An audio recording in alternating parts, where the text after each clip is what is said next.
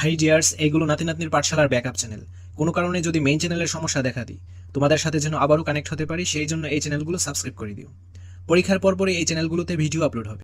সুপ্রিয় শিক্ষার্থীরা, এখন আমরা কাজ 2 এর ক এবং খ সমাধান করব। যারা এর আগের ভিডিওগুলো দেখো নাই তারা অবশ্যই প্লেলিস্ট থেকে আগের ভিডিওগুলো দেখে নিতে পারো। সবার আগে ভিডিওগুলো পাওয়ার জন্য অবশ্যই চ্যানেলটি সাবস্ক্রাইব করে অল নোটিফিকেশন অন করে রাখতে হবে।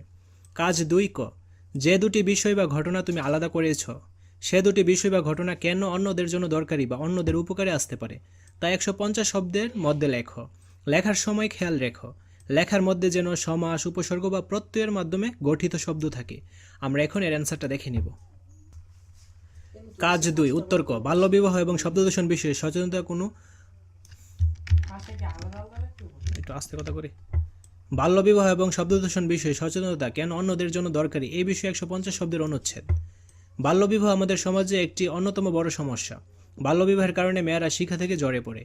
আমাদের দেশে গ্রামে গঞ্জে এমনকি শহরেও অনেক জায়গায় সরকারের অনেক প্রচেষ্টার পরেও বাল্যবিবাহ হচ্ছে। মেয়েদের শিক্ষার হার বাড়তে হলে, মেয়েদের স্বাবলম্বী করতে হলে বাল্যবিবাহ বন্ধ করতে হবে। বাল্যবিবাহ বিষয়ে সচেতনতা সৃষ্টির জন্য বিভিন্ন সভা, আলোচনা ইত্যাদি আয়োজন করা যেতে পারে। অশিক্ষিত বা নিরক্ষর জনগোষ্ঠীকে বাল্যবিবাহ বিষয়ে জানাতে হবে। বাল্যবিবাহের কারণে পরিবার কীভাবে ধ্বংস হয় এবং মেয়েদের আজীবন কষ্ট পোহাতে হয় তা তুলে ধরতে হবে। পরিবার রক্ষা করার জন্য মেয়েদের শিক্ষার হার বাড়ানোর জন্য, মেয়েদের স্বাবলম্বী করে তোলার জন্য বাল্যবিবাহ পরিত্যাগ করার বিকল্প নেই। বর্তমানে ডিজিটাল দুনিয়াতে শব্দদূষণ একটি অনেক বড় সমস্যা। যত দিন যাচ্ছে তত বেশি শব্দদূষণের হার বৃদ্ধি পাচ্ছে। দৈনিক গাড়ি হর্নের শব্দের কারণে শহরাঞ্চলে শব্দদূষণ মাত্রা অনেক বেশি হয়ে যাচ্ছে। প্রতিনিয়ত দেশে গাড়ি, কলকারখানা বাড়ছে, এর ফলে পরিবেশ শব্দের পরিমাণও বাড়ছে। আমাদের সমাজে আমাদের মাতা পিতা, দাদা দাদি এবং তাদের বয়সের মানুষগুলো সবচেয়ে বেশি সমস্যায় পড়ছে। শব্দদূষণের কারণে বিভিন্ন রোগ বালাই বৃদ্ধি পাচ্ছে। কানের সমস্যা, ব্রেইনের বিভিন্ন সমস্যা দেখা দিচ্ছে। শহরের তুলনায় গ্রামের পরিবেশ শব্দদূষণের হার কমে বলে সেখানে বায়ুজ্যেষ্ঠ বেশি সুস্থ থাকছে। তাই সকলের সুস্থতা নিশ্চিত করার জন্য শব্দদূষণ কমিয়ে আনা জরুরি। তোমার লেখা থেকে সমাস, উপসর্গ বা প্রত্যয়ের মাধ্যমে গঠিত শব্দ আলাদা করো।